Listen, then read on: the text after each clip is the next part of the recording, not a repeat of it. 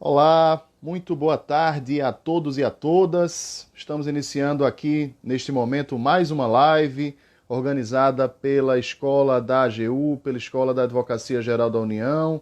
Hoje nós trabalharemos a temática da advocacia pública no sistema de precedentes, tema sempre importante, sempre atual, sempre cheio de minúcias, né, de especificidades que merecem ser abordadas, e hoje a gente vai receber um craque no assunto, um colega procurador federal, membro aqui da Advocacia Geral da União, o professor Fábio Monerá, especialista na temática, um grande estudioso, inclusive autor de livro sobre a temática de precedentes. Então nós vamos aguardar a chegada do professor Fábio Monerá para tratar sobre a temática da advocacia pública no sistema de precedentes. Eu vi que o Fábio já adentrou a sala.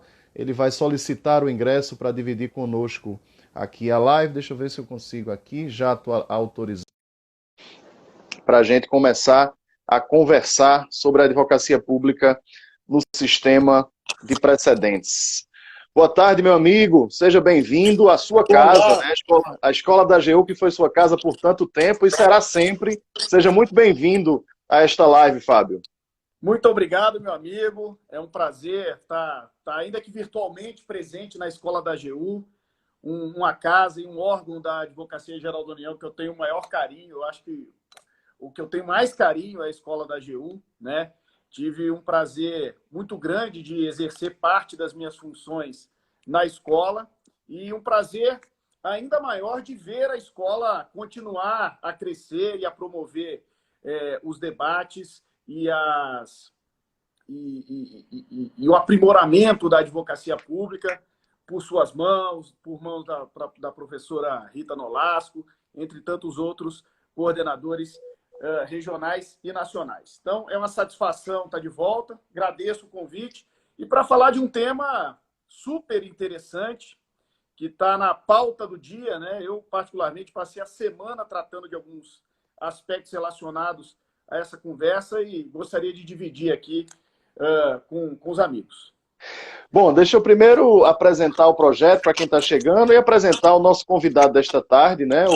O projeto de lives aqui organizado pela Escola da AGU faz parte de um projeto maior, né, Fábio? Que é o projeto Escola em Casa, né, que foi idealizado por nosso diretor nacional Danilo Santana e que tem a coparticipação aí da vice-diretora nacional Andréa Cajueiro, de todos os diretores regionais. Você já falou da Rita, que é da terceira região, né? E eu mando também meu abraço para Rodrigo Ribeiro da primeira região, para o Eugênio Batesini da quarta e para Cristiane Iwakura da segunda região. E eu vou apresentar, né, o nosso convidado, que é da casa, mas importante que, eventualmente, os nossos seguidores que ainda não conheçam, ainda não sejam seus leitores, né, possam conhecer. Fábio, ele é doutorando, mestre e especialista em processo civil pela PUC de São Paulo, bacharel em Direito pela Universidade Católica de Pernambuco, né? Fábio é pernambucano, mas radicado em São Paulo há muitos anos.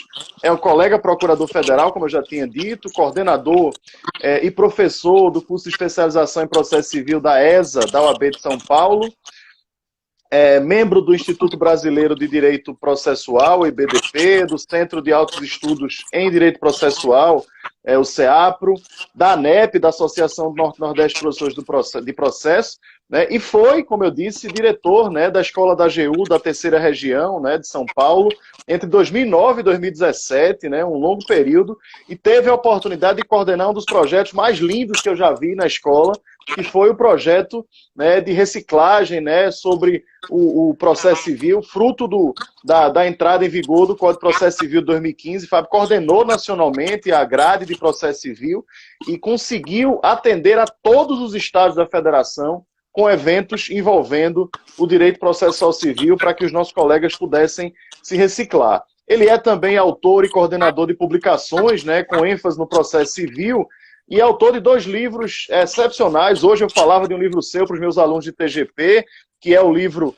Introdução ao Estudo do Direito Processual Civil, da editora Saraiva, e tem também o livro, como eu disse, que tem absoluta pertinência com o que a gente vai conversar hoje, que é o livro Súmulas e Precedentes Qualificados, também da editora Saraiva, né, que, inclusive, recentemente é objeto também de referência lá na jurisprudência do STJ, enfim. Então, é um livro altamente recomendado para essa temática. Fábio, vamos começar a provocar você para abusar do seu conhecimento acerca desse tema. Queria que você começasse nos falando um pouquinho das características, das vantagens e das funcionalidades, né, que esse sistema de precedentes no direito brasileiro, no processo brasileiro, apresenta. O que é que você tem a dizer para a gente sobre isso, meu amigo? Maravilha, meu amigo. Em primeiro lugar, mais uma vez, obrigado. Boa tarde a todos aqueles que estão entrando aqui na live. Agradecer as palavras, a apresentação, o carinho. Dizer que esse livro que você mostrou de introdução, você mostrou a segunda edição, ele está na quinta edição. Eu vou te mandar a quinta edição para você e para a professora Renata Cortez. Em conjunto, né? Eu acho que vocês podem compartilhar. Isso, a gente compartilha. De uma edição para outra, a gente faz sempre alguns ajustes. E estou te devendo, desde logo, saio daqui com essa dica, né? Agora, sobre o sistema de precedentes, eu acho que a primeira forma da gente abordar é pensarmos no contexto em que o CPC, ali eu estou falando dos idos de 2009, 2010, ele começou a ser elaborado, né? Falando aqui do anteprojeto, que veio a ser o projeto que iniciou a tramitação pelo Senado Federal, que era um contexto de gigantesca, intolerável e caótica divergência jurisprudencial, né? Era algo que estávamos, por N motivos, que aqui não vem ao caso, quase que acostumados a conviver. O que, diga-se de passagem, né, era extremamente deletério para o sistema. Então, tínhamos um costume de olhar naturalmente para a divergência jurisprudencial, quando, na verdade, os efeitos deletérios eram imensos para o sistema de justiça como um todo e, sobretudo, eu diria, principalmente para a advocacia pública, que é o nosso foco aqui.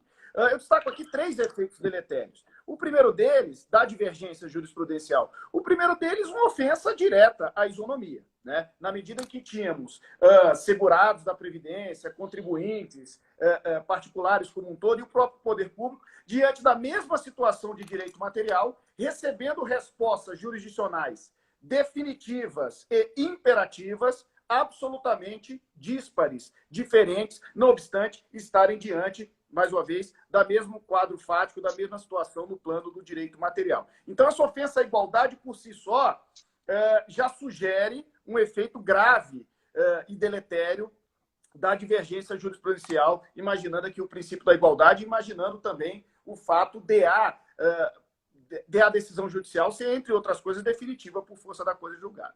A par disso, essa oscilação natural da divergência, ela fere, a meu ver, de uma maneira muito grave, o princípio da segurança jurídica, na medida em que, não obstante a lei ser igual para todos, né, ou a lei estar ali posta de uma maneira igual para todos, não se sabe, diante da decisão judicial, qual a resposta jurisdicional, ou seja, qual o sentido e o alcance da interpretação e aplicação da lei naquele caso concreto. Então, temos de plano, né, a divergência nesse contexto fere a igualdade e a segurança. E de quebra, só para fechar um terceiro efeito deletério, e aí eu entro nas características, Sim. Nós temos um grande estímulo à litigância.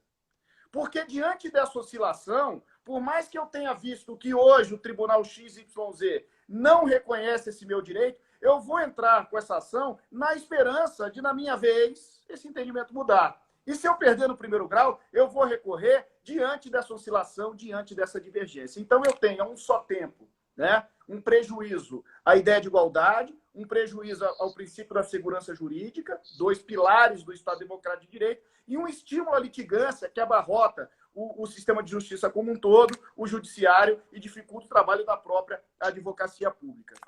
Então, diante desse contexto, me parece que o CPC, ou aqueles que pensaram o CPC, fizeram uma pergunta muito simples e direta. Qual é o contrário à divergência? Como combater a divergência? E o combate à divergência se dá pela uniformização da jurisprudência.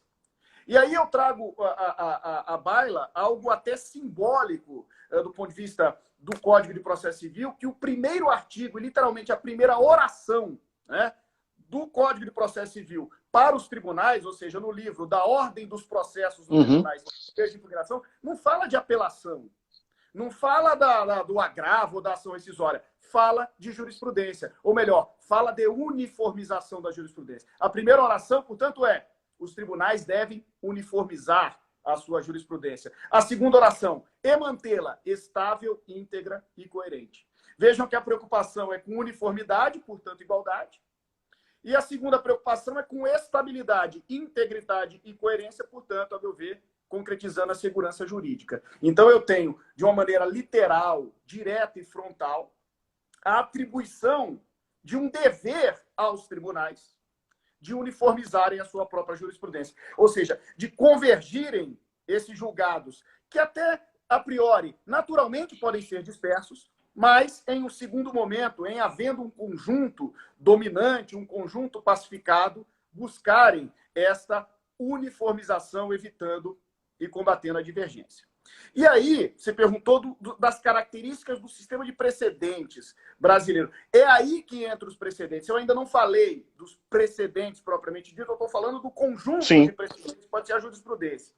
Porque o Código, ele, além de querer ou determinar que haja uma uniformização, o Código determina, em alguma medida, a formalização da jurisprudência. Aí é um traço muito característico e próprio do sistema brasileiro, de querer elencar determinados tipos de pronunciamentos jurisdicionais, ou seja, pronunciamentos rigorosamente tipificados, que vão ter, ou vão ser, vamos dizer assim, hipervalorizados pelo sistema de justiça. Então, a reboque, ou na sequência do 926, a gente tem o artigo 927, que estabelece, portanto, um rol de pronunciamentos de obrigatória observância. Ele começa ali com as decisões do STF em controle concentrado e as súmulas vinculantes, grau de novidade 0, já estava na Constituição Federal desde a redação original ou por meio da emenda 45, mas passa a, no inciso 3, elencar 4 tipos de pronunciamentos, ou de, aí sim podemos chamar de precedentes qualificados. Então, eu tenho o gênero pronunciamento, né? Decisão em ADIM, súmula, não é um precedente, mas é um pronunciamento vinculante. E nós temos, sobretudo, no 9273, um rol de precedentes qualificados. Ou seja, julgados cuja função sistemática é consagrar uma tese que consolide e traduza a jurisprudência daquele tribunal. Isso evita a necessidade de um intérprete, né, buscar uma análise de todos os precedentes, do conjunto da jurisprudência, investigar o entendimento mais atual, o entendimento majoritário, o entendimento dominante, etc. e tal. Há uma substituição dessa pesquisa, dessa constatação, justamente por um pronunciamento, vamos dizer assim, de natureza qualificada. Eu estou falando aqui essencialmente dos acordos proferidos em incidente de resolução de demandas repetitivas, incidentes de assunção de competência, que são para questões sociais, social, político, relevantes, ainda que não repetitivas, sim, recurso especial repetitivo e recurso extraordinário. O Código fala repetitivo, mas vamos entender aqui do ponto de vista temático, recurso extraordinário com repercussão geral reconhecida, julgado pelo plenário do STF, ainda que em controle difuso de constitucionalidade, é suficiente para pacificar a questão. Esse sistema de precedentes é tipicamente brasileiro, essa é uma característica do sistema tipicamente brasileiro, que querer a uniformização da jurisprudência, a estabilidade da jurisprudência, sim, mas, de outro lado, hipervalorizar e praticamente determinar a obrigatória observância desses tipos de pronunciamento. Quais? Os arrolados no 927, dentre os quais eu destaco o 9273, esses 4 tipos de precedentes qualificados. No que tange às funcionalidades, eu diria, a primeira e principal delas, né, é promover a isonomia e a segurança, na medida em que essa aplicação obrigatória gera isonomia e segurança, né? E eu destaco também, e aí já para te devolver a palavra, para a gente desenvolver um debate, uma outra funcionalidade muito interessante, que é a utilização desses parâmetros jurisprudenciais, desses pronunciamentos hipervalorizados, para fins de aceleração procedimental. Então, nós temos uma série de cortes procedimentais autorizados pelos Códigos de Processo Civil, como forma, né, de prestigiar o entendimento vinculante e como forma também de acelerar o procedimento diante dessas situações. Aí eu destaco, por exemplo, só para ficar no exemplo, o artigo 932, né, sobretudo incisos 4 e 5, que vão ensinar ou vão autorizar o julgamento monocrático do relator, do recurso, do mérito do recurso, exatamente nas situações em que o entendimento veiculado no recurso já estiver pacificado em súmulas ou em precedentes qualificados. Como quem diz, desnecessária o envio para o colegiado, o julgamento colegiado diante da existência de um precedente qualificado. Vejam, eu corto alguns atos do procedimento, né? Eu corto o julgamento do segundo julgador, o voto do terceiro julgador, eu corto a própria sessão de julgamento, eu corto a lavratura do acórdão, tudo isso vira o quê? Uma única decisão monocrática, eu tenho um procedimento mais acelerado. Teremos vários exemplos e outras funcionalidades, fruto ou dentro desse contexto de aceleração procedimental. Uma outra, por exemplo, é também a improcedência liminar do pedido. Sim. Né? Do artigo 332, cujo não há uma coincidência absoluta entre o rol do 332, que autoriza a improcedência liminar, e o 927, que tem um conjunto vinculante, mas há um grau de coincidência suficientemente grande para a gente poder dizer que há um sistema, ainda que carente de alguns ajustes. Vejam, a improcedência liminar é o suprassumo da aceleração procedimental. Na medida em que eu tenho a petição inicial e o ato seguinte é a sentença de mérito.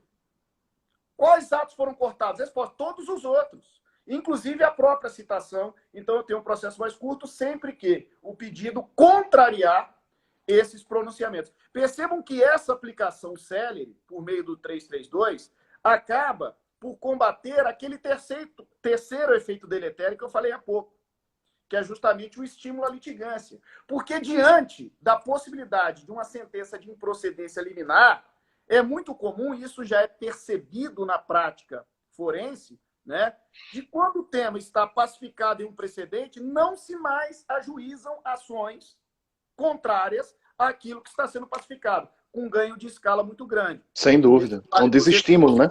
Exato. O mesmo vale para os recursos, e mais para frente, quando a gente for falar de advocacia pública, inclusive as posturas de abstenção, né, da própria Procuradoria, baseada em normativos e nessa estrutura sistemática do CPC, para que a Fazenda também evite a litigância contra entendimentos pacificados e vinculantes. É importante a compreensão dessa característica própria desse sistema, que é eleger determinados tipos de pronunciamento como vinculantes e, a partir daí, tirar não só o efeito vinculante, como essas outras funcionalidades, aí, como você colocou, esses outros papéis e vantagens sistemáticas. Né? Perfeito, mais didático impossível. Fábio, eu vou só pedir para tu observar se tem algum equipamento teu aí dando retorno, porque eu tô ouvindo a minha voz na volta aí. Eu não sei se tu tá com dois equipamentos ligados. Não estou. Não? Então, meu celular. Então vamos lá. O importante é você estar me ouvindo bem aí. Veja só, vou fazer a você uma provocação, Fábio, que eu fiz há umas semanas atrás numa live que nós fizemos com o professor Frederico Keller, que é magistrado, é juiz federal. Em relação à visão que a gente tem sobre a aplicação dos precedentes por parte da magistratura. Por que eu te pergunto isso? Porque digamos assim, esse poder vinculante que alguns precedentes, né, possuem, e a gente já tinha isso, né, a partir das súmulas com efeito vinculante, a partir das teses fixadas em recursos repetitivos, OREs aí com repercussão geral. Então essa aplicação, ela de alguma forma já existia mesmo antes do CPC 2015. O CPC 2015 estabeleceu ali um rol de precedentes vinculantes ou de padrões decisórios qualificados, utilizemos aí a nomenclatura que quisermos, mas a verdade é que estabeleceu um rol ali maior, mais ampliado. A pergunta que eu te faço é, passados 4 anos e um pouquinho de vigência do CPC 2015, é possível dizer taxativamente, né, é possível dizer com precisão que a magistratura virou a chave já, ela aplica bem, trabalha bem hoje com a sistemática dos precedentes, ou a gente ainda encontra resistências nesse sentido. Por que eu te pergunto isso? Porque ali atrás, Fábio, no período de vacácio, e mesmo no começo da vigência do código, a própria expressão que o código utilizava de que se deve observar, né? A palavra observar foi objeto de questionamento. Não, eu posso simplesmente observar, mas eu não preciso me guiar pelo precedente, né? Como se ele precisasse apenas dialogar com o precedente, mas não precisasse se curvar ao precedente. Então eu te pergunto, você que trabalha com isso na prática, né? Não é só um estudioso do assunto, você trabalha com isso na atuação na PGF.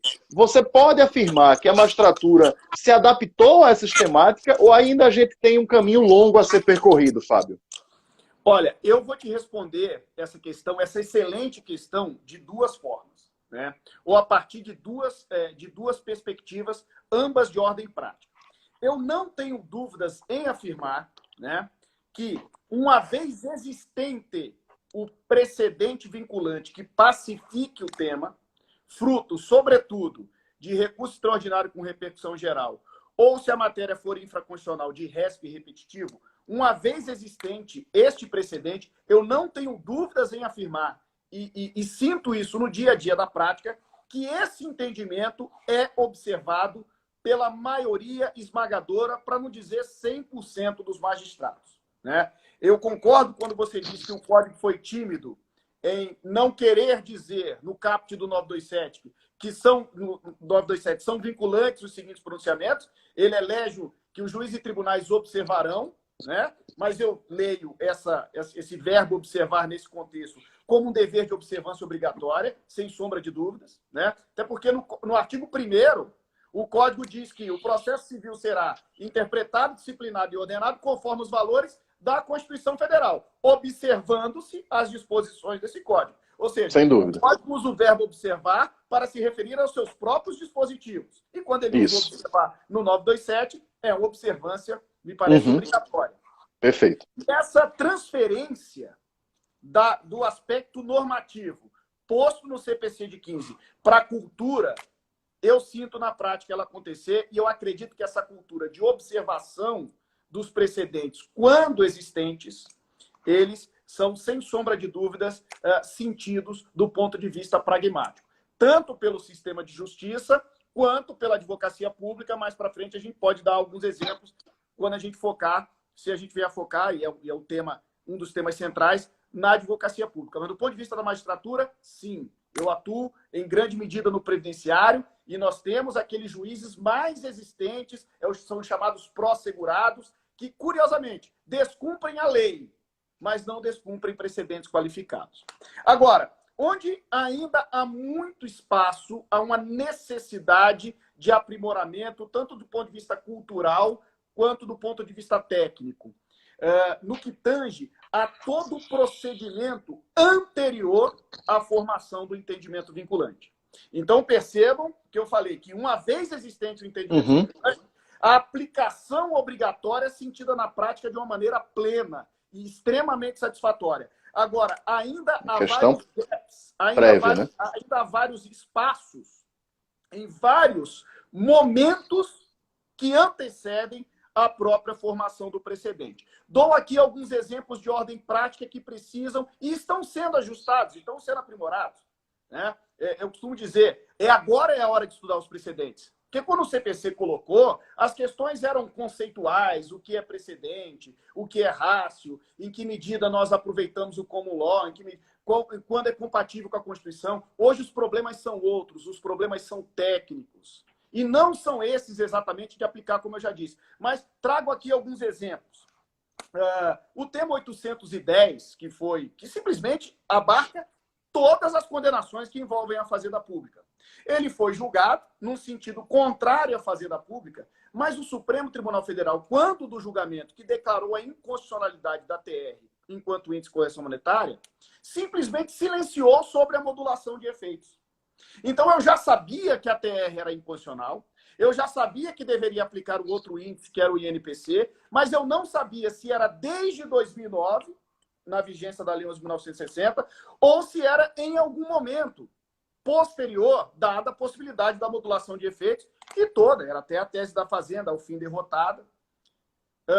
e todos os aspectos, né, de dificuldades, que era uma declaração ex-tunc dessa inconstitucionalidade, que foi o que acabou prevalecendo. Eu não vou nem entrar aqui se deveria ser ex-tunc ou ex-nunc, se deveria retroagir ou se deveria modular. Eu só quero dizer que esse caso ele é emblemático porque passamos, não obstante a certeza da tese central, inconstitucionalidade da TR, passamos quase um ano, acho que cerca de 8 meses, ainda na dúvida sobre a partir de quando esse entendimento seria aplicado. Vejam, não temos um problema hoje de aplicação desse novo índice, mas tivemos um problema grave que poderia ser resolvido, esse intervalo de dúvida poderia ser resolvido se desde a formação do precedente o Supremo Tribunal Federal já tivesse modulado o efeito. É por isso que no meu livro que você fez menção, muito fruto desse caso, eu, além, que eu chamo de deveres estruturantes do sistema de precedentes, eu falo do dever de uniformização, que já falamos, o dever de formalização em súmula precedente qualificado, que já falamos, no dever de observância obrigatória, que é o 927, e eu falo no dever de modulação, para que não tenhamos esse gap. Um outro problema prático que eu venho sentindo é uma das minhas bandeiras hoje. Às vezes o STJ julga o RESP repetitivo. Muitas vezes, vamos pegar aqui um exemplo. Sim. Contrário à Fazenda Pública, tema 999, tema 1007, tema 998, para ficar em 3 temas, todos previdenciários, que eu atuo. E a Procuradoria interpõe contra o acórdão do repetitivo um recurso extraordinário afirmando que o tema envolve questão constitucional. De novo, temos esse problema. Porque temos um RESP repetitivo julgado, a priori, o que é isso? Isso, a priori, é uma tese vinculante de obrigatória observância, mas é absolutamente incompatível nós termos uma tese vinculante, né, que pode ser modificada pelo Supremo Tribunal Federal. Pois é. Né? E era costume, na prática forense, e inclusive no STJ, uma vez julgado o RESP repetitivo, a expressão é essa, não sei se está correto ou não, serem levantados os sobrestamentos. Quando nós, da Advocacia Geral da União, junto à STJ, dissemos não. Diante da existência de questões constitucionais, ou diante da existência de embargos de declaração que questionam como e quando aplicar a tese, deve haver ainda a suspensão até a pacificação. Enfim, teríamos vários outros exemplos, né, de aprimoramento, de ajuste do sistema, né, do ponto de vista prático, como você colocou. Mas em si, o sistema está funcionando, principalmente quando o precedente já existe. Perfeito. Para não dizer que a gente só voltou os olhos para a magistratura, eu vou te fazer a pergunta para o outro lado do balcão, Fábio.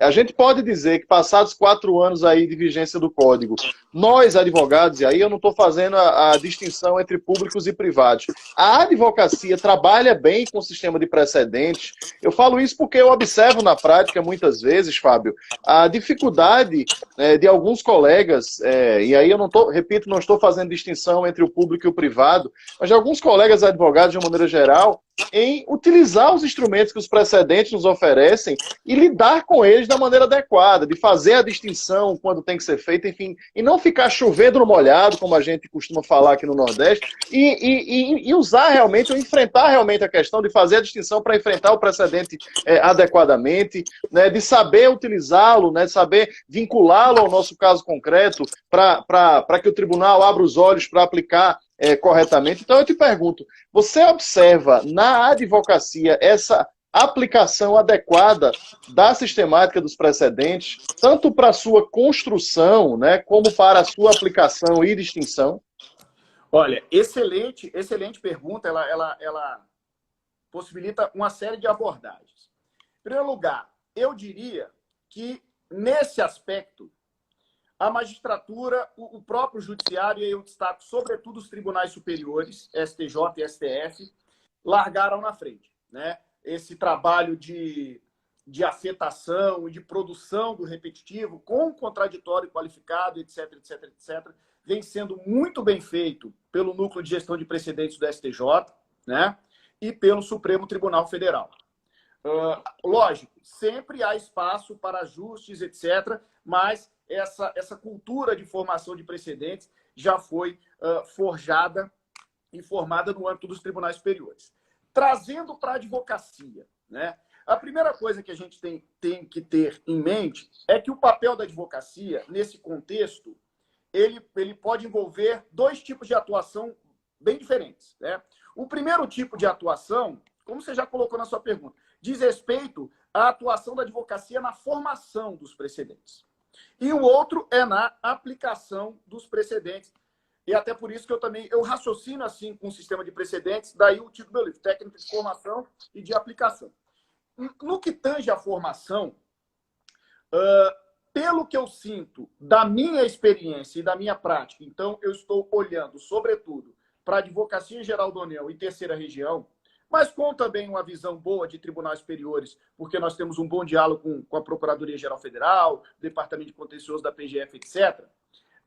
Esse trabalho na formação, ele ainda pode ser muito aprimorado. Vamos lá. O que é o trabalho na formação? Em primeiro lugar, é bom que se diga que a advocacia, como representante das partes, tem legitimidade para propor a instauração desses incidentes. Isso é claro no que diz respeito ao IRDR, no segundo grau, é o artigo 977, inciso 2, expressão literal, né? E eu venho desenvolvendo a tese aqui junto ao TRF da Terceira Região, que nós temos interesse processual, necessidade, utilidade, adequação e legitimidade para também propormos a afetação pela vice-presidência no caso de RESPs e extraordinários repetitivos ou representativos da controvérsia. Então, temos a legitimidade para propor a formação desses precedentes.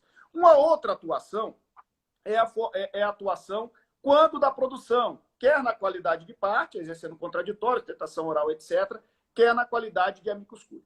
Essa atuação, uma vez instaurado o incidente de formação, essa atuação durante o procedimento, ela já vem sendo feita a contento pela advocacia, inclusive a Advocacia Geral da União, há muito tempo, né? Qual é o espaço que ainda pode ser melhor ocupado? E, para isso, nós estamos desenvolvendo, no âmbito da PGF, pelo menos, e eu sei que a Ana Karenina, não sei se está nos assistindo, ela entrou um pouquinho antes do WhatsApp, falou que assistiu. Eu sei que na PGU é feito. Vi aqui o Paulo Mendes fazendo um aceno rapidamente. Eu sei que a PGFN faz isso. E na PGF também estamos fazendo. Eu tenho o prazer de participar. É a construção para usarmos essa nossa legitimidade. Leia-se. O poder de iniciativa de instaurarmos. Isso envolve uma série de atividades preparatórias, né? Isso não é simplesmente pedir a instauração do IRDR no termo 9772 sobre o tema X, que é repetitivo. Isso envolve, em primeiro lugar, um mapeamento. A gente não vai pedir IRDR de 50 temas na mesma semana. Então, quais são os temas prioritários? Aí uma questão que surge, quais são os critérios que a gente deve levar em consideração para priorizar esse tema em detrimento do outro? Outra coisa, quais são as atividades preparatórias possíveis? Ou seja, é importante amadurecermos o tema, uniformizarmos a nossa atuação diante do tribunal, de repente fazermos sustentação oral em casos, fazermos uma apuração de como votam os desembargadores, escolhermos, de repente, um outro Tribunal Regional Federal que não o meu, haja vista todo um trabalho estratégico preparatório, de conveniência, oportunidade, análise de risco, taxa ou probabilidade de êxito, para aí sim exercermos a nossa legitimidade, né? E pedirmos a instauração. Um outro tema muito importante, que aí as técnicas e os critérios não vêm ao caso aqui nesse nosso panorama geral, mas quais são os elementos de fato, né? Qual é o contexto fático probatório do caso piloto que vamos buscar? Né? Porque, às vezes, a mesma tese, à luz de um determinado contexto, ela pode parecer desfavorável ao ente público, mas à luz da maioria dos contextos em que ela se coloca, ela é favorável ao interesse público. Sim. Então, vamos escolher aquele mais representativo, aquele que melhor representa e aquele que envolva uma maior taxa de sucesso. Então, eu diria assim, temos, no que tange a formação, já um acompanhamento prioritário, exemplar, no que diz respeito à atuação nos incidentes que já estão instaurados. Essa preocupação a advocacia pública, depois eu falo um pouquinho da privada, mas a advocacia pública já tem, a privada também, né? Instaurado qualquer RESP repetitivo ou incidente de resolução de demandas repetitivas, institutos, associações, sociedade civil organizada, OAB, uma série, elas entram. Agora, essa estratégia, né? essa possibilidade estratégica de darmos início e capitanearmos, sermos o protagonista do processo de formação, ela está sendo executada, eu diria, de uma maneira ainda inicial, piloto, mas ela tende a ser um marco muito grande da advocacia pública. Na advocacia privada, o que eu sinto é um acompanhamento ferrenho do procedimento de formação na qualidade de amicus curiae, né? Ou na qualidade de parte, quando é o caso, mas a parte é um acidente, é na qualidade de amicus curiae. E eu sinto, pelo menos é o meu olhar, tá? Eu sinto um receio da advocacia privada, leia-se, não é da advocacia, né? Mas dos grandes clientes representados pela advocacia de enfrentarem a litigiosidade repetitiva dessa forma. No que tange ao público, isso não é um grande problema. Afinal de contas, porque se essa for a jurisprudência pacífica, que transformemos essa jurisprudência pacífica em um precedente qualificado para usufruirmos dessas funcionalidades e promovemos isonomia, segurança, diminuímos a litigância. Mas na advocacia privada eu vejo uma certa timidez, talvez fruto do receio, vamos dizer assim, econômico, de grandes players. É o receio de que a tese seja fixada em seu desfavor, né? Pois é, Marcos, mas esse é um receio que a gente teve. E ainda pois é. Tá? Mas faz parte, né?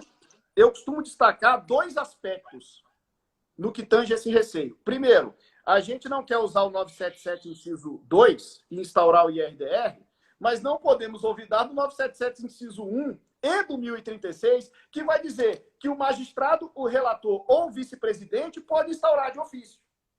Então, a gente fica na timidez ou receoso, né, de instaurarmos e não vedamos o risco. Porque se fosse só nosso a legitimidade, não vamos mexer com isso. Mas a legitimidade também é de ofício. E aí, veja, é curioso. Se deixamos de exercer a nossa legitimidade e nos submetermos à iniciativa de ofício ou de outros sujeitos processuais, parte contrária, Defensoria Pública, Ministério Público, nós perdemos o protagonismo no sentido de comando. Ou seja, todas aquelas estratégias preparatórias que eu falei há pouco e a própria escolha do caso ou casos representativos da controvérsia, elas não podem ser feitas. Por quê? Porque isso vai ser pensado de ofício pelo magistrado. Então, esse receio, na minha visão, é uma forma de... ou pode, não estou dizendo que vai acontecer sempre, mas pode proporcionar até um mal maior. Eu tenho vários exemplos em previdenciário, né, em que, se fosse outro caso escolhido, talvez a decisão... Pois é, aí é... um caso mais representativo. Mas pegaram... A má escolha, né? Órfão, não sei das quantas. Nossa, aqui não, tá vendo? Tem que dar a pensão para ele. Né? E quando o universo atingido pelo entendimento envolve outros sujeitos que não têm aquela peculiaridade. Aí até a gente pode entrar nas questões relacionadas à aplicação, mas eu acho que você quer fazer alguma observação antes. Eu queria te provocar, já que você falou aí algumas vezes na questão das demandas repetitivas, estamos tratando de uma das meninas dos olhos aí do nosso Código de 2015, o tratamento, né, mais aprofundado das demandas repetitivas, não apenas em grau de recurso superior, as instâncias superiores, por conta do RESP repetitivo, mas também pela criação do incidente e resolução de demandas repetitivas. E eu acho que existe, eu queria ouvir tua opinião, uma íntima relação entre as demandas repetitivas, que é muito fruto da nossa atuação também enquanto advogados públicos. A gente lida não só, mas em grande parte com demandas repetitivas, e com também, evidentemente, os colegas advogados privados que lidam com isso na prática diariamente, que são advogados de grandes empresas e que lidam com demandas repetitivas. Então eu queria ouvir tua opinião sobre a relação íntima, familiar, que existe entre os precedentes e as demandas repetitivas, já deixando aí, viu, Fábio, um abraço para tantos colegas queridos que estão passando por aí, não apenas da AGU, como Rita Nolasco, Cristiano Iwakura, Eugênio Batesini, os colegas aí da escola que entraram, mas também os colegas professores de processo. Eu vi aí Paulo Mendes, Bruno Macedo, Fernanda Gomes, tanta gente boa que passou por aí nos saudando, né? Fica aí o abraço para todos. Mas pode falar, amigo. É verdade. Doutora Rita, eu estou vendo aqui o último comentário dela, já saudei no início, que ela já estava. E aquela história, né? Se a gente fica parando toda hora para cumprimentar e pois tchauzinho e tal, aí a gente vai se bananando. Mas é da dinâmica própria aqui de lives, do Instagram, etc. A saudade mesmo que dá é fazer esse debate, mas ainda tá com o pessoal depois. Né? No cafezinho, no pós-evento, pós-congresso, mas isso aí eu tenho para mim que... Em breve. Tudo volta, né? Mas no que tange a sua colocação, ela é muito importante, né? Há, no fundo, dois sistemas que têm uma zona de interseção gigantesca. Então, imaginando aqueles dois conjuntos que a gente estudava na quinta, sexta série de matemática, né? Eles são dois conjuntos cuja zona de interseção é gigantesca. Eu diria que 80%, você queria acertar matematicamente, né? 80%, 90% do sistema de precedentes, né? Ele tem uma zona de interseção com um sistema de demandas repetitivas. Notem que fica alguma coisa de fora, que pertence ao sistema de precedentes, mas não envolve demandas repetitivas. Por exemplo, o IAC. Né? O IAC 947 é justamente para causas e demandas não repetitivas, porém relevantes do ponto de vista político, social, econômico, etc. A depender da tese decidida em RE com repercussão geral, ela pode ter repercussão geral e não ser repetitiva. Isso. Então, temos, sim, precedentes fora, né, do sistema de demandas repetitivas. Mas quando a gente traz para o núcleo, para o grosso do sistema de precedentes, IRDR, recurso especial repetitivo, recurso extraordinário repetitivo, IRDR, o R, incidente de resolução de demandas repetitivas, a gente traz para esse sistema. Que tem por características, e vai muito na linha do que você estava colocando, em primeiro lugar, a concentração da resolução da questão múltipla. Isso é típico do sistema de demandas repetitivas. E o produto desse incidente de concentração, que pode ser IRDR, pode ser o resto repetitivo, o produto é justamente um precedente qualificado, nos termos do 9273. Né? Então, uma vez aplicado o sistema de demandas repetitivas, eu volto e produzido o precedente qualificado, né? Eu volto para o sistema de precedentes e tenho o quê? Aquilo que a gente já falou das funcionalidades principais. Aplicação obrigatória, 9273, 985, 1040 e todas as técnicas de aceleração, que eu citei aqui, o 332, o 932, incisos 4 e 5, etc. Agora, eu acrescento a esse sistema de demandas repetitivas um pilar que tem muito a ver com aquela utilidade de nós, inclusive, da advocacia pública, tomarmos a iniciativa, que é um pilar desencadeado pela afetação, ou seja, pela instauração do incidente, que é a suspensão dos demais processos.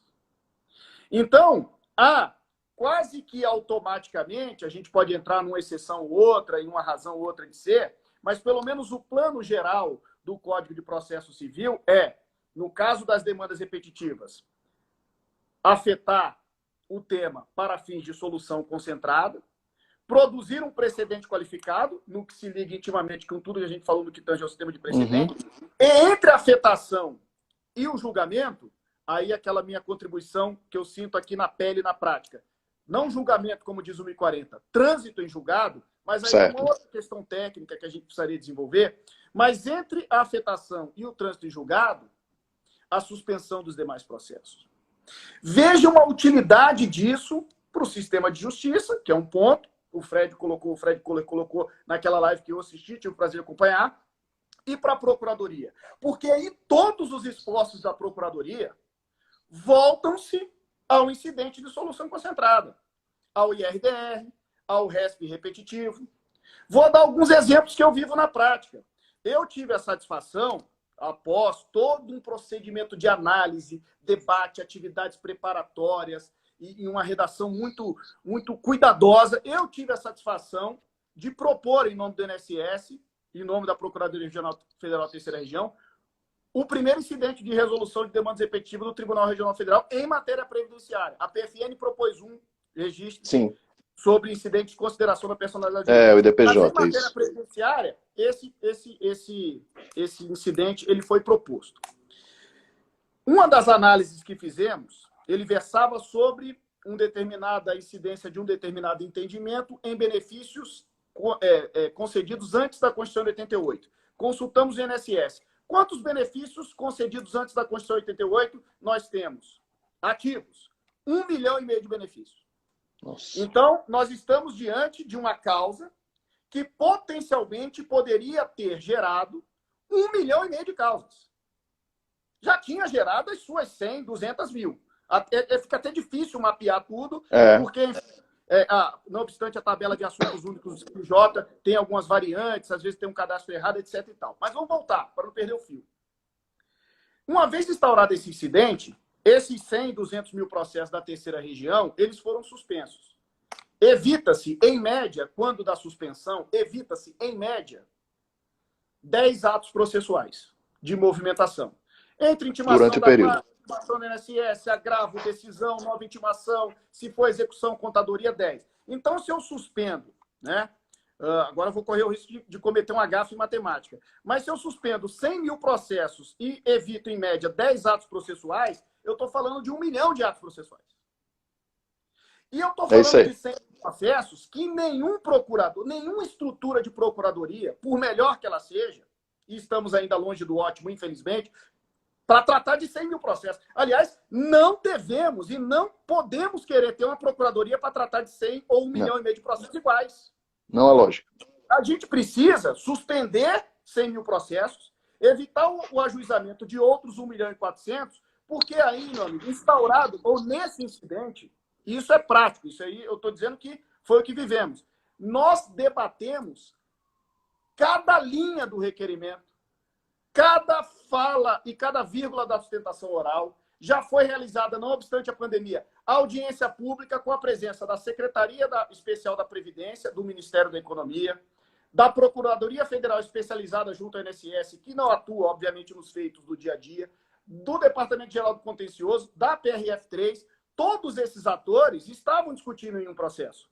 Nunca eles iam discutir em 100 mil. Impossível. Mas nesse, todos esses atores puderam discutir. E é por isso que eu não chamo o precedente de precedente vinculante.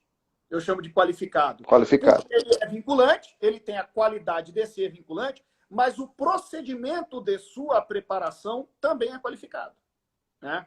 Então, ele tem um contraditório ampliado, ele tem uma motivação mais acurada. O nível de atenção dado a um feito desse, tanto aqui, pela minha experiência, eu estou citando esse RDR do teto pré-88, mas igualmente no STJ, o nível de diálogo, de debate, de contraditório, de motivação é absolutamente outro.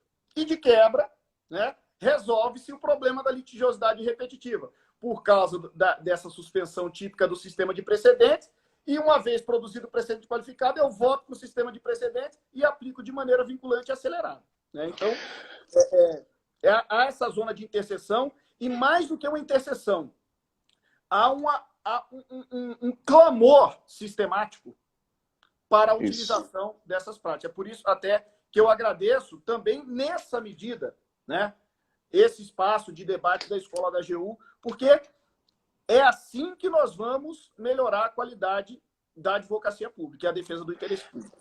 Perfeito. Amigo, nestes minutos que restam, a gente tem cerca de 10 minutos para o fim da live, eu queria te ouvir exatamente sobre os ônus e os bônus que a sistemática de precedentes no Brasil traz para a advocacia pública.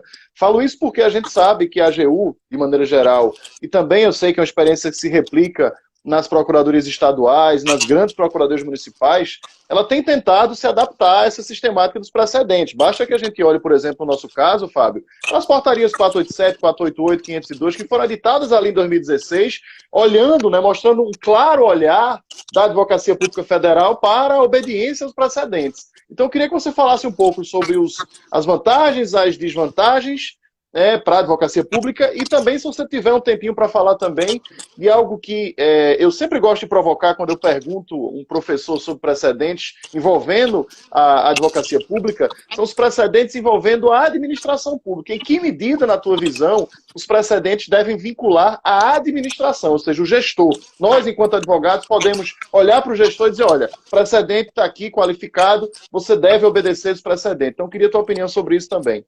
Boa, excelente. Vamos lá, vamos por partes, né? Eu acho que tudo que eu falei até aqui, eu vejo muitos mais bônus do que ônus, né?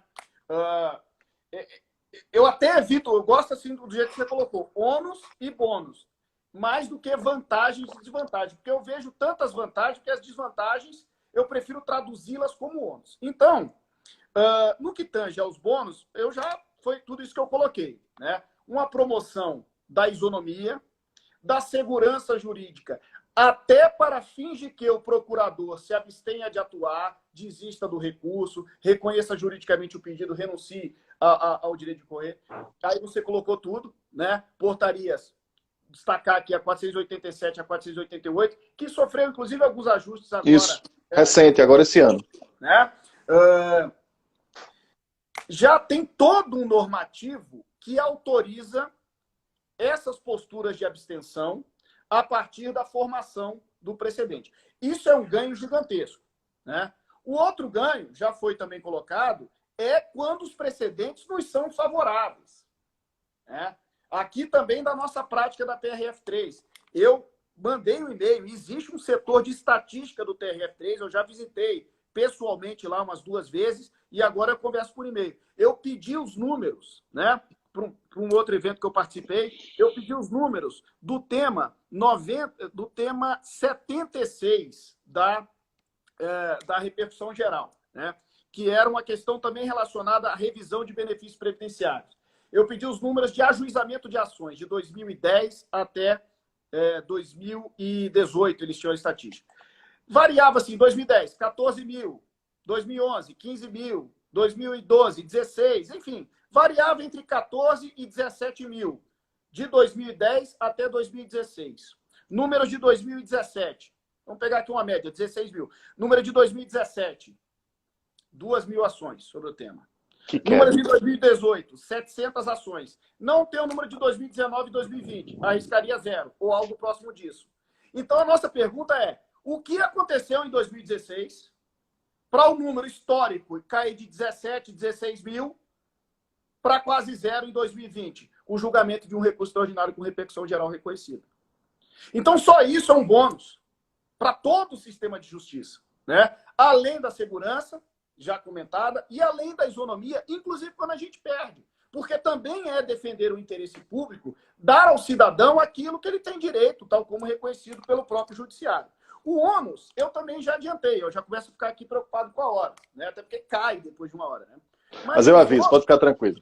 Eu creio que eu já adiantei também, que são os seguintes, né? É no sentido de ônus, meu. Você pode fazer de outro jeito, mas vai ser pior para você. Os ônus são todas essas atividades preparatórias ligadas ao estudo do caso, a análise de risco, a seleção do caso representativo, a tentativa de convencimento via casos, né?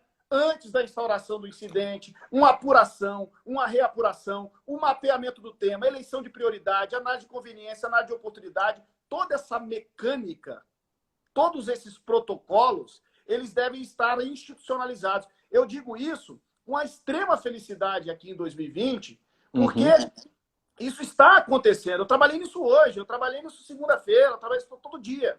Quando eu dizia isso em 2016, parecia uma meta utópica, inalcançável.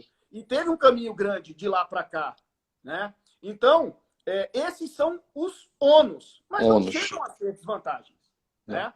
E a provocação final que você faz, Marco, é muito interessante e muito importante. Isso é, inclusive, objeto de um enunciado do Fórum Nacional do Poder Público, na FNPP. sua primeira edição, isso. Que foi na PGFN em Brasília, e eu fui o relator desse grupo, e eu propus o seguinte, foi aprovado.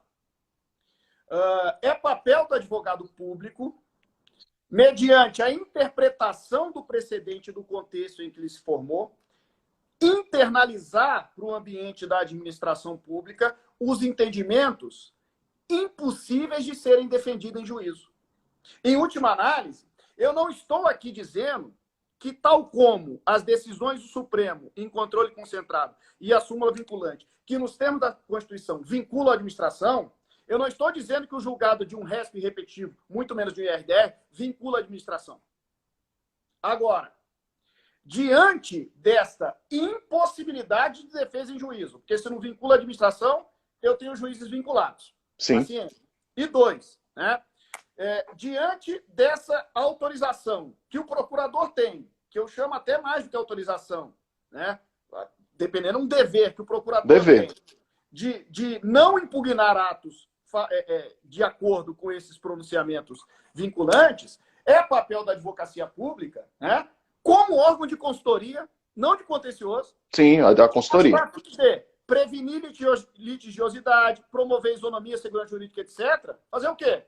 Levar para o gestor e falar assim, olha, o salário maternidade nesse contexto, a gente não consegue brigar porque o Supremo já decidiu que essa nossa tese aqui contraria a Constituição. Então, a melhor maneira, né? Veja aqui o meu amigo procurador do município, Alexandre Ávola, aqui, um abraço. Esses dias botou um lembrete de 2017, presencial lá na AGU.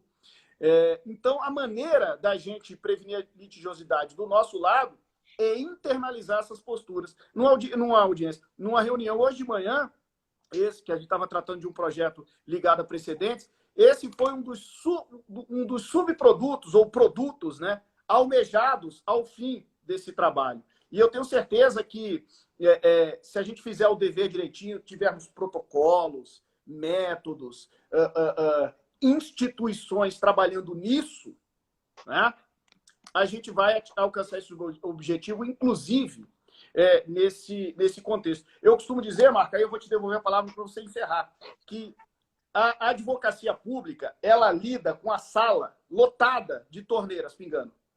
Tem 300 mil torneiras pingando. Se a gente ficar com o paninho, enxugando cada gota, correndo no balde, indo, voltando... O trabalho não termina nunca. Esse trabalho nunca vai terminar. Então, a gente tem que fazer isso. Não podemos deixar de fazer isso.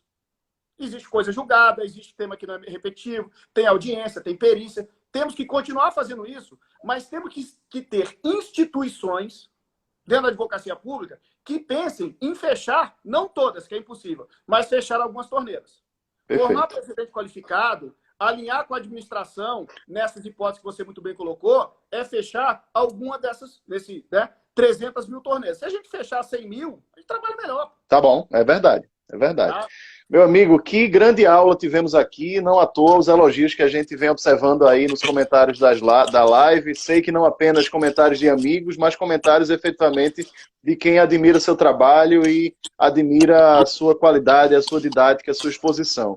Queria agradecer em nome da escola, né, por sua participação aqui hoje nesse projeto, dizer que a live fica salva automaticamente aqui no IGTV da Escola da AGU, que ela é exportada também em mais alguns dias para o nosso canal da Escola da AGU no YouTube, e lembrar que as nossas lives estão sendo colocadas passo a passo também, né, nas plataformas de podcast, do Spotify, do Google Podcast, do Apple Podcast. Então fica aí também o aviso aos nossos seguidores para visitar também essas plataformas. Fábio, passo a palavra para você, para suas considerações finais, para a gente poder encerrar a live. Olha, a minha consideração final é só um agradecimento enorme a você, a Escola da AGU como um todo, a todos que assistiram, que vierem assistir por essas mídias, podcasts, canais, etc. Uma mensagem de otimismo, porque eu posso dizer de dentro que isso vem acontecendo em todos os grandes ramos da Advocacia Geral da União, né? Não só na PGF, onde eu participo mais diretamente, e dizer que é sempre uma alegria ver a escola cumprindo esse papel de otimizar a atuação do advogado público em prol da defesa do interesse público. Então, quem está de parabéns é a escola como um todo, e eu só agradeço a oportunidade de ser uma peça aí nessa engrenagem. Valeu. Obrigado. Obrigado, meu amigo. Obrigado a todos. Boa noite. Tudo de bom para todos. Valeu. Tchau, tchau. Valeu.